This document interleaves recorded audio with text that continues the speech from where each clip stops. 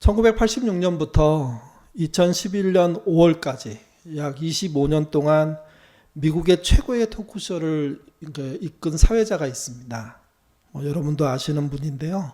오프라 윈플리라는 여성입니다. 그녀의 이야기는 자서전이든 또는 SNS든 여러 곳을 뒤져보면 정말 이렇게 자세하게 잘 나와 있습니다. 그의 인생을 이렇게 짧게 요약하면 아주 불행한 과거를 이겨내고 미국 사람에게 가장 큰 영향을 준 사람이 됐다는 거죠. 이게. 그가 영향력을 갖게 되는 그 가장 핵심적인 일은 그가 했던 오프라 윈플리 쇼였습니다. 쇼 하니까 이렇게 되게 이렇게 낮게 이렇게 볼 수 있는데, 미국에서 말하는 쇼는 주로 대화를 통해서 사람들을 대화를 매개체로 사람을 만나고 그 사람들의 이야기를 통해서 그들이 자신의 인생을 어떻게 꾸려왔는지 이렇게 대화하는 내용들이 참 많습니다. 그러니까 이 쇼가 그런 내용으로 채워진 거죠. 그리고 가끔 이벤트를 합니다. 근데 이제 그 이벤트라는 게 되게 아담하고 한두 명에게 이렇게 영향을 주는 정도가 아니라, 우리나라에서는 아마 그런 게 없었을 건데요. 그 나라에서는 상당히 이렇게 충격적인, 와, 저런 거를 할 수 있구나, 저런 걸 해내네 할 정도의 이벤트들을 하는 경우들이 종종 있습니다. 그 중에 한 이벤트가 2004년 9월 13일에 있었던 이벤트입니다. 그 토크쇼의 그날 주제는요, 꿈은 이루어진다였습니다. 이 꿈이 뭘까? 아주 구체적으로 자동차로 정했습니다. 그리고 미국 사회에서 자동차가 없으면 사실 생활이 불가능하다고 보통 얘기하는데, 그럼에도 불구하고 자동차의 성능이나 또는 이렇게 그 자동차가 이렇게 너무 오래돼 가지고 정말 간신히 쓸 수 있는 정도의 상황 속에 빠진 사람들이 보통 자동차를 바꾸는 꿈을 꾸게 되거든요. 언젠가는 이걸 좀 바꾸리라. 그러니까 그런 사람들의 꿈이 어떻게 형성되어 있는지를 이렇게 사연을 모으기 시작한 거죠. 그러니까 이제 그 꿈을, 자동차를 갖고 싶은 사람들이 자기의 사연을 써서 그다음 그 쇼에 보내고, 그러면 작가와 PD들이 다 선정을 해가지고 그들 중에 몇 명에게 자동차를 주는 겁니다. 처음에 그들의 그 자동차는 12대였습니다. 그래서 방송이 시작되기 전에 사연에 의해서 11대를 받을 사람을 선정을 했고요. 그리고 이제 마지막 한 대는 그날 방청객으로 참여한 사람들, 그들도 또한 자동차를 갖고 싶어하는 사람들인데 사연은 채택되지 못한 사람들이죠. 그런 사람들 중에 한 명에게 그 자동차를 주기로 한 겁니다. 먼저 11명이 무대에 올라와서 자동차 키를 하나씩 받습니다. 그러니까 조그만 상자 안에 키가 들어있는데 그걸 전달하고, 그걸 받는 사람들이 너무 행복해하는 장면들이 방영이 됩니다. 그래서 1명에서 11명까지. 그리고 난 다음에 이제 방청객 중에, 그날 방청객이 265명이 참여했는데 그들에게 상자를 하나씩 다 똑같이 줍니다. 그리고 그 안에 어느 곳에 키가 하나 있는 거죠. 그리고 그 사회자의 진행에 따라서 그 상자를 동시에 열게 되는데요. 보통 이런 경우에 결론은 딱 한 명에게 그 키가 주어지고, 그 키를 받은 사람은 정말 기쁨에 차서 무대로 내려오겠죠. 근데 전혀 다른 일이 벌어졌습니다. 여기저기에서 비명을 지르는 일들이 벌어졌습니다. 이쪽에서 상자를 열었을 때 그 안에 키가 있는 거예요. 자기가 당첨된 거 아닙니까? 너무 기뻐서 소리 질렀는데 그 사람만이 아니라 또 다른 사람이 결국은 어떻게 이 이벤트가 끝이 났냐면, 방청객으로 참여한 265명 모두에게 자동차를 주는, 그날 그 자동차 가격만 해도 한 92억이 넘었답니다. 한 대당 3,200만 원 정도 하는 자동차를 무려 276명에게 준 거죠, 이게. 그러니까 이런 이벤트는 사실은 우리나라의 어떤 쇼 프로그램에서 보여진 적이 없잖아요. 그러니까 저도 그걸 이렇게 실제 장면을 보면서 너무 놀랐습니다. 와, 이런 거를 할 수 있을 정도의 어떤 사회구나. 이런 것을 기부로 받아낼 수 있구나. 이런 것을 한 쇼에서 줄 수가 있는 거구나. 이게 이 장면을 본 누군가가 이렇게 말했습니다. 개인의 꿈이 이루어지는 기적의 현장이다. 그러니까 사람의 꿈이라는 게 본인의 노력과 수고로 이루어질 수 있습니다. 근데 여러분, 모든 꿈이 본인의 노력과 수고로 이루어지지 않거든요.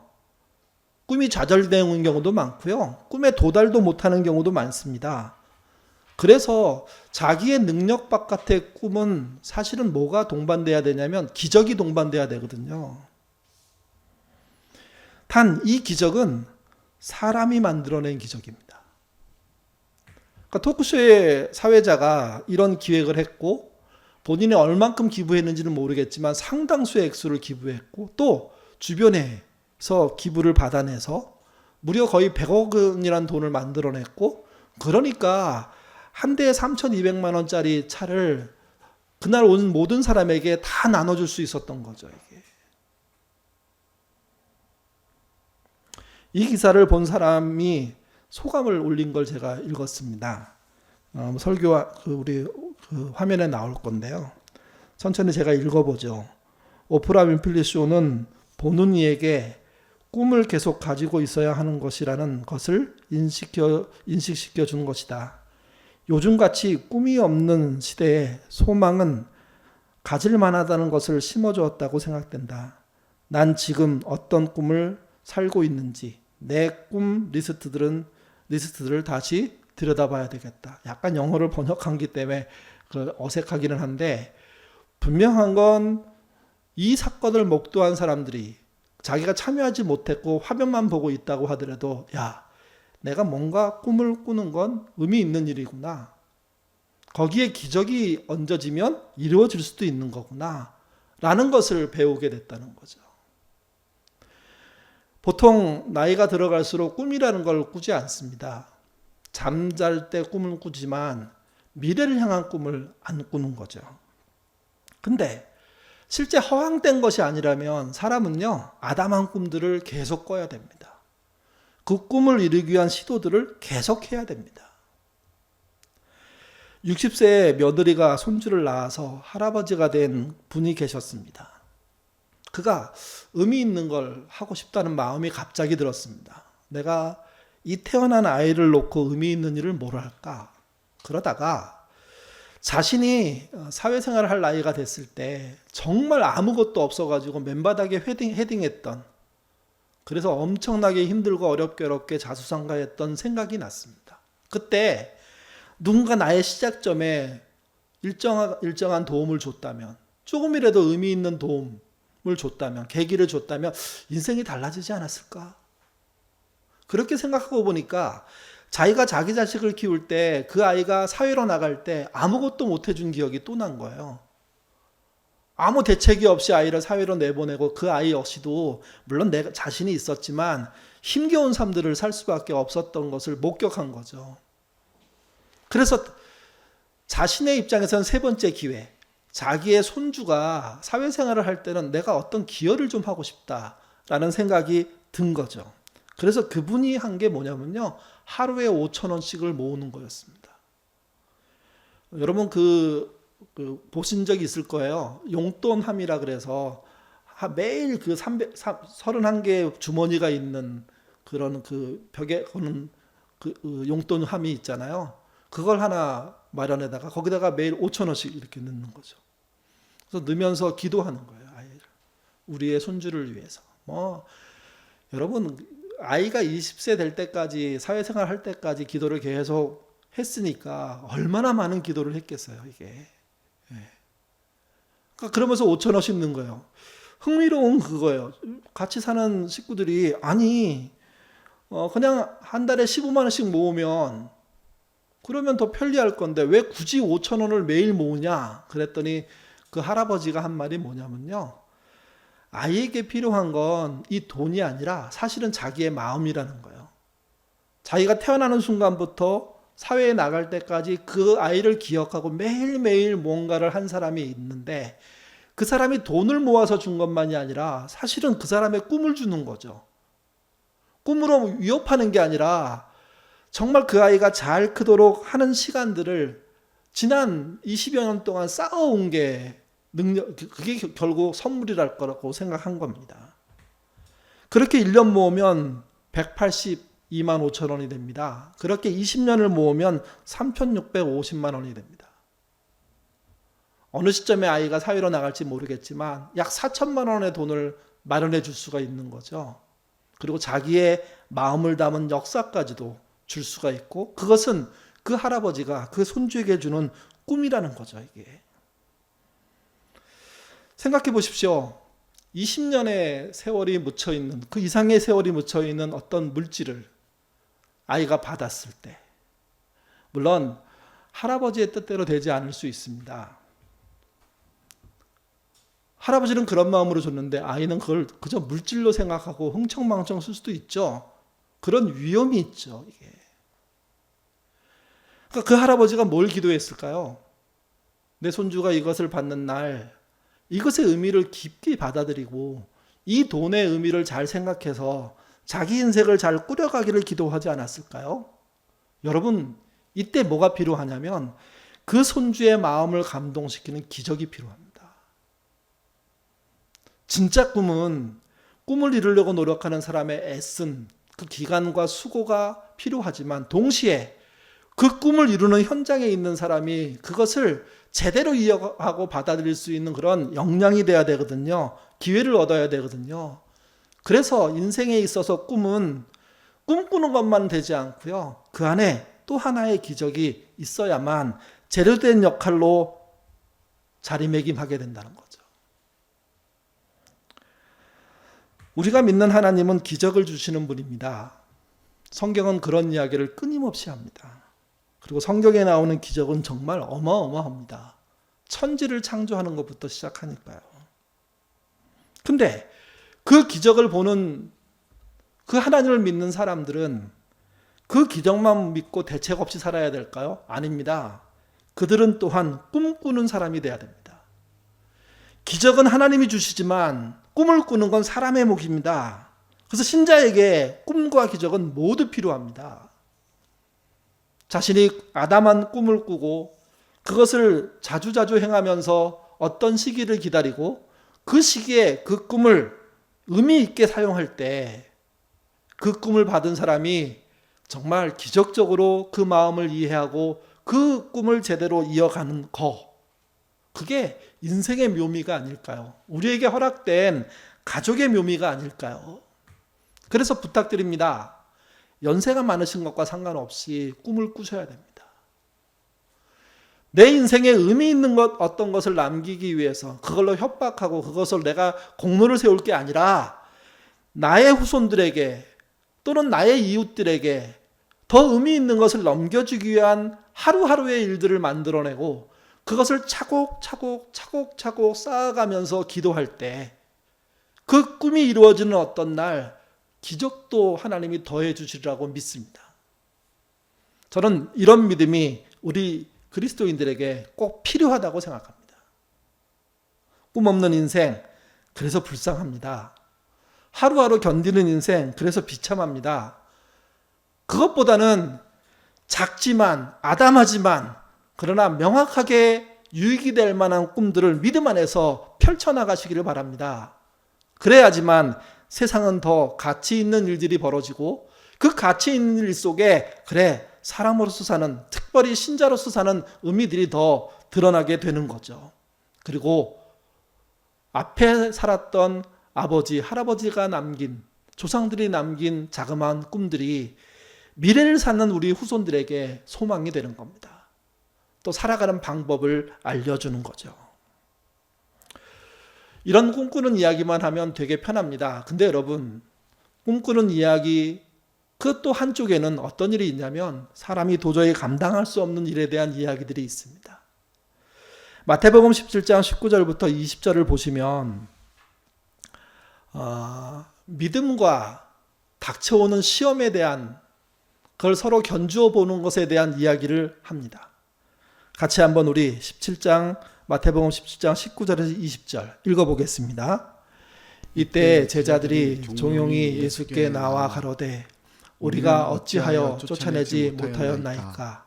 가라사대 너희 믿음이 적은 영혼이라. 진실로 너희에게 이르노니 너희가 만일 믿음이 한 겨자씨만큼만 있으면 이 산을 명하여 여기서 저기로 옮기라고 하여도 옮겨질 것이요 또 너희가 못할 것이 없으리라. 잘 아시는 것처럼 예수님이 몇몇 제자와 함께 다른 곳에 가서 일을 보고 돌아오는 사이에 일이 벌어졌습니다. 사람들이 제자들에게 귀신 들린 자를 데리고 와서 고쳐달라고, 쫓아내달라고 이런 부탁을 한 거죠. 근데 제자들이 해내지 못했습니다. 그러자 의뢰하러 왔던 사람들이 제자들한테 막 덤벼듭니다. 그래서 제자들이 곤란한 상황에 빠진 겁니다. 그때 예수님이 돌아오십니다. 그리고 예수님이 그 문제를 풀어주시죠. 그래서 요청하러 왔던 사람들은 다 응답을 받고 돌아갔습니다. 이때 제자들이 질문합니다. 왜 예수님은 하시는데 우리는 못합니까? 여러분, 마태복음 10장에는 명확한 답이 하나 있었습니다. 기도 이외에는 이런 일을 할 수가 없다라는 답이 있죠. 이게 그러니까 너의 능력으로 할 수 있는 게 아니라 예수님이 한 행동을 쫓아해서, 말을 쫓아해서 할 수 있는 게 아니라 사실은 너희가 하나님을 온전히 의지하는 기도를 했으면 그 일들이, 예수님이 하셨던 일들이 일어났을 거라는 겁니다. 이게. 그리고 난 다음에 그 설명을 더 풀어서 하고 있는 겁니다. 20절에 그렇게 말하죠. 너희 믿음이 적은 영고라. 기도하지 못하는 믿음이라는 게 그게 작은 믿음입니다. 그러나 하나님 믿어요. 근데 하나님께 믿고 기도하는 거는 더 큰 믿음인 거예요. 믿음이 큰 거예요, 그게. 하나님을 믿기만 하는 게 믿음이 적은 거죠, 이게. 그러면서 한 가지 예와 비슷하게 말씀하십니다.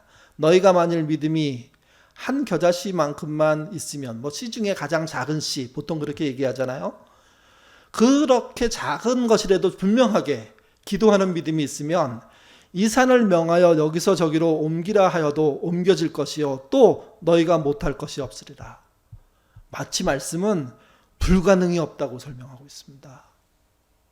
여러분, 이 말은 확실하게 이해하셔야 됩니다. 이건 과장법입니다. 하나님께 기도해 보셨잖아요. 불가능한 일이 없나요? 때로 되게 실망되지 않으세요? 그렇게 열심히 기도하는데 안 이루어지잖아요. 그리고 성경에서 또 목사가 설명하잖아요. 안 이루어지는 기도가 있다고. 욕심에 의해서 하고 뭐에 의해서 하고. 상당히 헷갈려요. 근데 명확한 게 있어요. 정말 성경은 된다고 얘기했는데 실제 우리가 안 될 때 우리는 질문을 가져야 돼요. 예수님이 어떤 의도로 그런 말씀을 하셨는지. 금방 마태복음이 하는 말은 굉장히 큰 과장인 거예요. 너희에게 겨자씨만한 믿음이 있으면 앞을 가리고 있는 산을 옮길 수 있다는 거예요. 근데 현실적으로는 그게 불가능하죠. 그래서 이 말씀은 이렇게 받으셔야 돼요. 진짜 산을 옮길 수 있다는 게 아니라 산만큼 엄청난 일들이 기도로 무너진다는 거예요. 기도로 뚫고 나갈 수 있다는 거예요. 도저히 감당할 수 없는 일들이 우리에게 벌어질 건데 그게 우리의 꿈으로 안 되잖아요. 근데 뭐로는 되냐면 그분의 기적으로는 된다는 거죠. 그분의 응답으로는 된다는 거죠, 이게. 그래서 신자는 세상 사람들이 갖지 못한 가능성을 갖고 있는 겁니다. 세상 사람도 똑같이 꿈을 꾸지만 그분의 기적을 보지는 못합니다. 그러나 신자는 세상 사람과 똑같이 꿈을 꿀 수 있지만 그러나 그분의 기적으로 그 세상 사람들은 맛볼 수 없는 전혀 다른 길을 갈 수 있게 되고 그 의미를 깨닫게 되는 거죠. 오늘 본문은 이스라엘이 40년 동안 광야 생활을 하고 난 다음에 이제 가나안으로 들어가는 장면입니다. 근데 그들이 만난 건 요단강이었습니다. 그것도 강이 범람할 때였습니다. 이스라엘 사람들은 가나안에 들어가는 꿈을 꾸고 있잖아요. 근데 현실 앞에 우리가 금방 읽었던 엄청난 산과 같은, 여기서는 요단강, 범람하고 있는, 그러니까 건너갈 수가 없는 강이 눈앞에 등장한 겁니다. 이때의 마음 상태를 4절이 설명해 줍니다. 여호수아서 3장 4절 같이 읽겠습니다. 그러나 너희와 그 사이 상거가 2000규빗쯤 되게 하고 그것에 가까이 가지 말라. 그리하면 너희 행할 길을 알리리니 너희가 이전에 이 길을 지나보지 못하였음이니라. 제가 앞에서 이스라엘 사람들의 마음의 상태를 설명하는 구절이라고 했는데 사실은 상황을 설명하지 마음 상태가 별로 안 보여요. 근데 마음 상태를 설명하는 구절은 이런 거예요. 너희가 이전에 이 길을 지나보지 못했던 거예요. 경험이 없는 길이에요. 등산을 갈 때 늘 가던 산은요, 많은 준비가 안 필요해요. 근데 한 번도 안 가본 산, 그러면 준비를 더 하게 돼요. 왜 그러냐면 마음의 불안함이 좀 더 크거든요, 이게. 여기 보면 4절에 나와 있는 상거는 언약궤를 말합니다. 언약궤로부터 한 900m 떨어져서 이스라엘이 이동하게 하라는 이야기예요. 그러면서 그렇게 말해요. 왜 이렇게 내가 지금 언약궤를 먼저 앞에 보냈느냐 하면 너희들이 이 길을 한 번도 안 가봤기 때문이라는 거예요. 근데 좀 솔직히 얘기하면 가본 사람은 있어요. 똑같은 상황은 아니지만. 누가 가봤냐면 39년 전에 가데스 바네아에서 가나안에 들어갔던 12명의 정탐꾼이 있잖아요. 그 중에 9명은 죽었고 2명이 남아있거든요. 여호수아와 갈렙. 그들은 사실은 이 길을 통해서 어디를 들어가 봤냐면 가나안에 들어가 봤어요. 물을 어떻게 건너는지는 모르겠어요. 근데 명확한 거는 가본 사람은 있는데 가본 사람도 어떤 상황이냐면 앞에 벌어져 있는 상황은 한 번도 안 해본 거예요. 더군다나 가본 사람의 입장에서는 안 가본 250만의 이스라엘 사람들과 같이 가는 거잖아요. 근데 강은 범람해요. 요단강이 당시에 범람할 때 수심이 한 3, 4m 정도 된다고 했고요. 폭이 한 30m가 된답니다. 3, 4m의 깊이를 30m 이상 헤엄쳐서 가야지만 건널 수 있는 거예요. 근데 이스라엘 사람은 건장하게 수영 잘하는 사람만 있는 게 아니라 거기는 어린아이들도 있고 애기도 있고 노인도 있고 여자들도 있고 수영 못하는 사람이 다반사일 거 아닙니까? 그런 사람들이 범람하는 요단강을 봤을 때 어떤 마음이 들까요? 진짜 두려움에 떨죠. 절망숙이죠. 꿈꿔서 가나안에 들어가는데 이 가나안에 들어가는 가장 큰 고비가 뭐냐면 요단강을 건너야 하는데 건너갈 방법이 없는 거예요. 그때 하나님이 믿음을 잊게 하는 행동을 하십니다. 그게 언약궤를 900m 앞에 세워서 전진하게 하는 겁니다. 그러면서 이 전진하는 이야기의 핵심을 이렇게 말합니다. 그게 9절입니다. 9절. 같이 읽겠습니다. 이스라엘 자손에게 이르되 이리 와서 너희 하나님 여호와의 말씀을 들으라 하고. 언약궤가 먼저 가는 설명을 한 것이 그 자체가 하나님 말씀이잖아요. 그리고 이 일의 핵심은 언약궤를 따라가는 거지만 더 구체적으로는 그분의 말씀을 따라가는 거예요.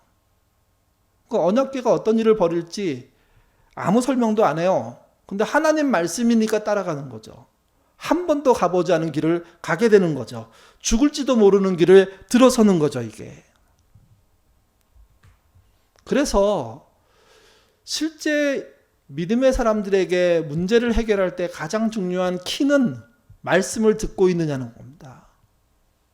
그 말씀에 따라 행동하느냐는 겁니다. 그거 아니면 그 길을 뚫고 나갈 방법이 없는 거죠. 그 말씀의 내용은 이렇습니다. 7절 같이 읽겠습니다. 내가 오늘부터 시작하여 너를 온 이스라엘의 목전에서 크게 하여 내가 모세와 함께 있었던 것 같이 너와 함께 있을 것을 그들로 알게 하리라. 하나님과 함께 했던 모세가 누렸던 게 무엇이냐면 다른 사람들은 모두 불신함에도 불구하고 그는 확신을 가질 수 있었어요. 왜? 하나님이 그렇게 말씀하셨기 때문에. 그 말씀을 붙잡았기 때문에. 여호수아 역시도 그런 모세와 하나님의 관계를 늘 옆에서 지켜보았고 늘 옆에서 지켜봤지만 사람들은 그렇게 생각했죠. 여호수아는 아직 모세보다는 못해. 아직은 부족해. 라고 생각했는데 지금 이 시점이 어떤 일을 역전시키게 만들 거냐면 모세 아래에 있었던 여호수아가 아니라 모세와 함께하는 여호수아만큼 올리는 역전시키는 일들이 벌어지는 거예요. 그 일의 핵심이 뭐냐면 내가 지금 한 이 말을 고스란히 따라하게 되면 이 일이 가능하다고 얘기하는 거죠. 이 일이란 뭐냐면 요단강을 도하하는 겁니다. 건너는 겁니다. 그 건너는 일에 대한 말씀을 명확하게 믿고 의지하고 따라가는 것, 그것이 진짜 너의 삶의 자리를 바꿔버리는 일들이 벌어지게 한다는 거죠. 이게 사실 여호수아는 모세를 이겨보고 싶어하는 마음이 없었다고 생각합니다. 근데 하나님은 그의 자리까지 끌어올려 주시겠다고 얘기합니다. 그 끌어올려 주시겠다는 증거는 뭐냐면 말씀밖에 없습니다. 이제 도하를 시작합니다. 14절부터 17절의 말씀 천천히 읽겠습니다. 백성이 요단을 건너려고 자기들의 장막을 떠날 때에 제사장들은 언약궤를 메고 백성 앞에서 나아가니라. 요단이 곡식 거두는 시기에는 항상 언덕이 넘치더라. 궤를 맨 자들이 요단에 이르러 궤를 맨 제사장들의 발이 물가에 잠기자 곧 위에서부터 흘러내리던 물이 그쳐서 사르단에 가까운 매우 멀리 있는 아담성 변두리에 일어난 곳에 쌓이고 아라바의 바다 염해로 향하여 흘러가는 물은 온전히 끊어짐에 백성이 여리고 앞으로 바로 건널세. 여호와의 언약궤를 맨 제사장들은 요단 가운데 마른 땅에 굳게 섰고 그 모든 백성이 요단을 건너기를 마칠 때까지 모든 이스라엘은 그 마른 땅으로 건너갔더라. 결국 말씀에 순종한 것에 의해서 결과가 나온 거죠. 요단을 걷는 겁니다. 한 번도 건너보지 못한 상황을 뚫고 지나가는 기적이 일어났습니다. 분명한 건 이스라엘은 가나안에 들어가는 꿈을 갖고 있었습니다. 근데 앞에 있는 건너지 못한 요단강은 기적으로 걷는 겁니다. 그래서 우리에게 뭐가 필요한 거냐면 꿈이 필요한 동시에 그분이 허락하는 기적이 필요하다는 겁니다. 그 기적이 얹어질 때 그 꿈이 제대로 되는 의미를 갖게 되는 거죠.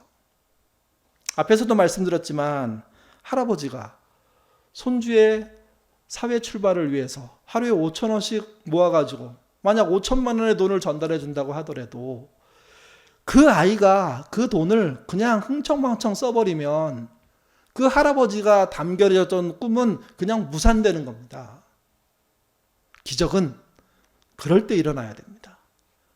그 아이가 그 돈을 받고 그 할아버지가 기도해왔던 20년 넘는 시간에 대한 그 정말 위대함을, 그 고마움을, 그래서 그 돈을 더 의미 있게 써야 함을 알고 그 돈을 대하기 시작하면 그의 사회생활이라는 게 완전히 달라지겠죠.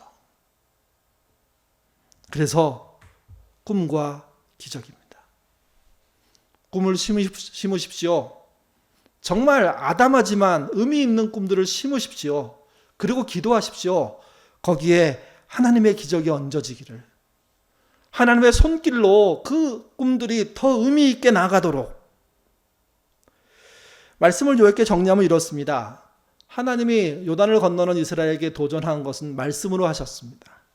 그 말씀이 전달됩니다. 선포되는 거죠. 그러자 그 말씀을 믿는 믿음들이 생겨납니다.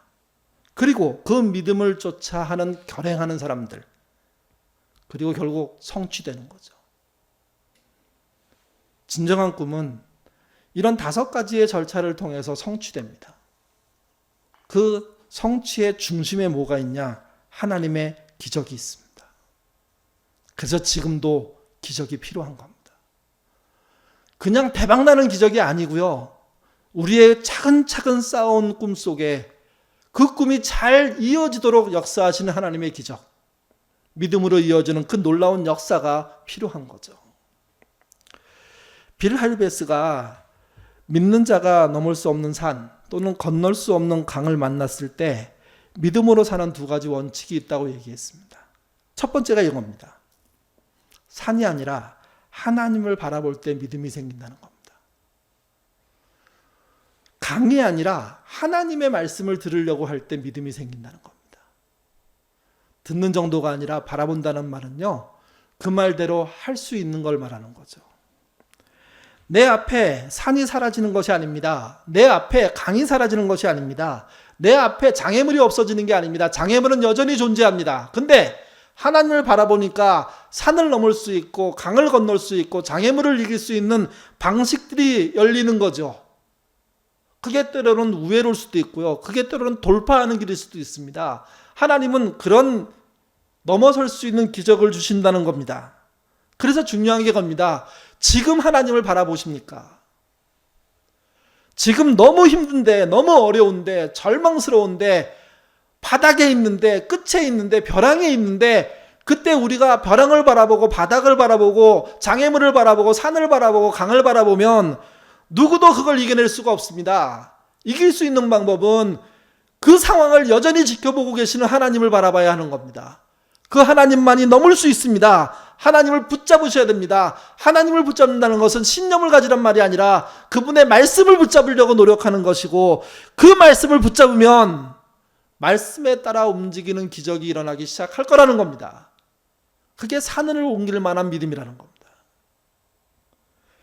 두 번째는 우리가 하나님과 동행하면 하나님은 우리에게 믿음을 주십니다. 앞에서도 말씀드렸죠. 말씀합니다. 그랬더니 사람들이 그 말씀을 따고 움직입니다. 그랬더니 결론이 나옵니다. 강을 건널 수 있는 믿음이 나옵니다. 그분과 동행해야 믿음이 생기는 겁니다. 그분만 빤히 바라본다고 해서 모든 문제가 해결되는 게 아닙니다. 바라보셨습니까? 그러면 움직이셔야 됩니다.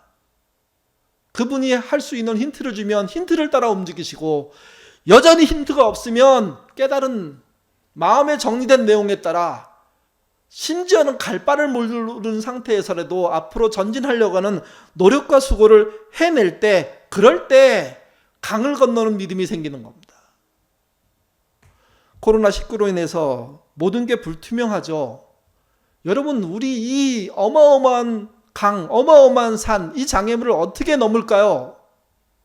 어떻게 이겨낼까요? 명확한 건 하나님을 바라봄으로 이기는 겁니다.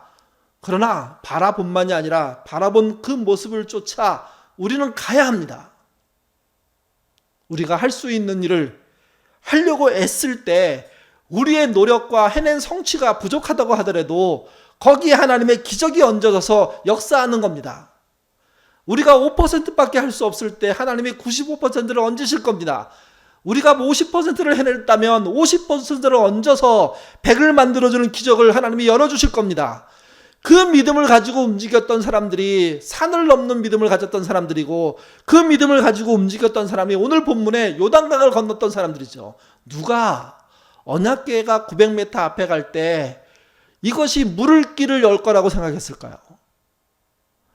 여호수아도 확신하지 못했습니다. 다만 가라고 하니까 간 거죠. 그 동행이 있고 난 다음에 얼마 지나지 않아서 언약궤가 요단강물, 언약궤를 맨 제사장이 요단강을 밟았고, 밟자마자 물이 갈라져 가지고 양쪽이 벽이 되는, 그래서 마른 땅을 250만에 이스라엘이 건너게 되는 그 결론이 나오게 된 거죠, 이게. 그래서 뭐가 필요한 거냐면 믿는 자의 꿈이 필요하고 동시에 하나님이 이루시는 기적이 필요한 겁니다. 그 결과가 이스라엘이 요단을 건넌 거죠. 마가복음 9장 23절에 아주 유명한 말씀이 있습니다. 저는 이 말씀은 온전히 옳다고 생각하면서도 동시에 수많은 믿는 자에게 온전히 틀리게 적용된다고 생각합니다. 같이 읽어보죠. 예수께서 이르시되 할 수 있거든이 무슨 말이냐? 믿는 자에겐 능치 못할 일이 없느니라. 아무거나 덮어놓고 믿고 밀어붙이고 수단 방법 가리지 않아서 성취한다는 뜻이 아닙니다. 잘못 살아도 만사형통이 된다는 뜻이 아닙니다. 이것은 그분의 말씀을 붙잡는 사람들에게, 그 말씀을 붙잡았기 때문에 기도하는 사람들에게 하나님이 불가능이 없는 길로 인도하시겠다는 거죠. 이 말은 다른 말로 하면 그분의 기적을 얹어주시겠다고 말하는 겁니다. 그래서 우리는 우리 스스로 이룰 수 없는 결론들을 그분의 은혜로 이루게 된다는 고백을 할 수 있는 사람들이 된다는 거죠. 제임스 디 멜로라는 사람이요, 사람은 이렇게 기도하였다라고 적었습니다. 20대에는 주여 이 세상을 뒤집어 놓고 변화시킬 힘을 주소라고 기도한답니다. 30대에는 주여 내가 만나는 사람들을 변화시킬 힘을 주소서라고 기도한답니다. 40대는 주여 내 가족을 변화시킬 수 있는 힘을 주소서라고 기도하는 기도가 폭이 점점 줄어든다는 거죠. 세상에서 사람으로, 다른 사람으로, 사람에서 그것도 안 되니까 가족으로. 그리고 50대가 되면 가장 철든 기도를 한대요. 주여 나 자신을 변화시킬 수 있는 힘을 주소서. 이걸 지금 우리가 같이 나누고 있는데 여러분 20대 때 세상을 뒤집을 만한 믿음을 달라고, 변화를 달라고 기도해 보셨습니까? 전 그런 적은 없는데요. 다른 사람을 변화시켜 달라는 기도는 좀 했습니다. 도저히 이해가 안 되는 사람이 좀 바뀌기를. 그분이 이렇게 바울처럼 다메섹으로 가다가 그냥 헷가닥해서 좀 새 사람이 되기를. 그래서 나를 좀 알아봐 주기를. 뭐 그런 적은 있어요. 근데 세상을 뒤집어 놓겠다고. 이거는 이제 50대 이야기를 설명하기 위해서 20대부터 이렇게 좀 이렇게 낮춰오는 이야기라고 생각하시면 됩니다. 그러니까 어떤 사람은 젊어 혈기왕성할 때 세상을 위해서 정말 우렁찬 원대한 비전을 기도하지만 어느 순간부터 그게 그런 게 아니구나 하면서 나 이외에 다른 사람을 바꾸려고 하죠. 또 그거 해보니까 안 되니까 내 가족이라도 내 뜻대로 바뀌면 좋겠다고 기도하다가 50대가 나름대로 이제 인생을 많이 살고 뭔가 이제 깨달을 만하게 됐을 때 알게 된다는 거죠. 나 자신을 변화시키는 것 말고는 길이 없구나. 이 정도만 깨달으면 진짜 대단한 겁니다, 사실은. 50대, 60대, 70대가 되셔도 자기 자신의 변화보다는 여전히 가족의 변화를 놓고 다른 사람의 변화를 놓고만 생각하는 사람도 있을 수 있거든요. 아니, 그런 사람이 많을 가능성이 훨씬 높거든요, 이게. 앞에서 말했던 손주가 태어날 때 60세에 5,000원씩 기도로 심은 그 할아버지는 사실은 자기 자신의 변화를 훨씬 더 많이 알고 있었던 것 같습니다. 그러니까 돈을 전달하는 건 못지않게 중요했던 게 내가 날마다 심는 거였죠. 내가 날마다 기도하는 거였죠. 제가 여기다가 한 가지 더 추가하고 싶습니다. 60대 이상은 마음에 담긴 꿈을 자주 심게 하소서. 저는 그렇게 기도했으면 좋겠습니다. 뭐 수백 가지 꿈을 만들 수는 없잖아요. 그렇지만 내가 할 수 있다면 몇 가지 더 꿈을 만들고 그 꿈을 꾸준히 나의 생명이 끝날 때까지 해서 나의 후손에게 넘겨질 어떤 결과물들을 만들어낼 수 있다면 그곳에 하나님의 기적이 더해질 겁니다. 그 간절함에 정말 우리로서는 해낼 수 없는 하나님의 어떤 인도함, 깨달음, 변화들, 그래서 새로워지는 역사들이 일어날 가능성이 있다는 겁니다. 그래서 꿈을 꾸셔야 됩니다. 그러면 하나님이 기적을 더해 주실 겁니다. 우리는 기도해야 합니다. 주여 산과 강을 바라보지 않고 하나님을 바라보게 하소서. 저는 이게 우리의 꿈 중에 가장 대표적인 꿈이었으면 좋겠습니다. 어떤 역병이 오더라도 그 순간 우리가 바라보는 건 그 산과 그 강이 아니라 모든 것을 주관하시는 하나님. 그분을 우리가 바라보기 시작하면 우리에게는 새로운 일들이 벌어지고 새로운 세상들이 열린다는 거죠. 저희가 줌으로 이제 아둘람 모임을 시작해야 됩니다. 오늘 또 교우들을 만나서 장영래 시장에서 교우들을 만나서 이런저런 대화할 때 가장 큰 두려움은 줌으로 어떻게 교제를 해? 잘 안 돼, 답답해, 뭐 그런 거예요. 그렇죠? 그 말씀 충분히 이해하고 저도 사실은 답답합니다. 지금 나들목에 그 4명이 예배를 같이 드리고 있거든요.